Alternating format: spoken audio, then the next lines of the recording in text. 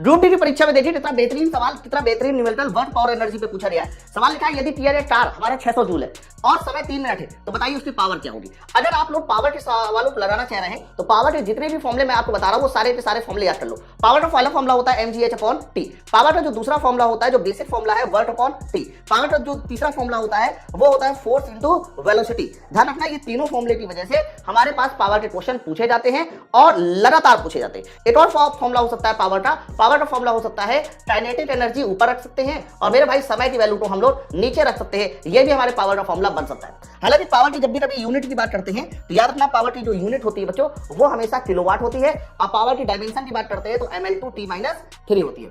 बच्चों ये जो पावर की किलोवाट यूनिट है ये हमारी एक एसआई यूनिट होती है, इस बात को याद रखेंगे। अब यहीं पर मैं आपको बता दूं ये जो किलोवाट आवर होता है ये पावर नहीं होता।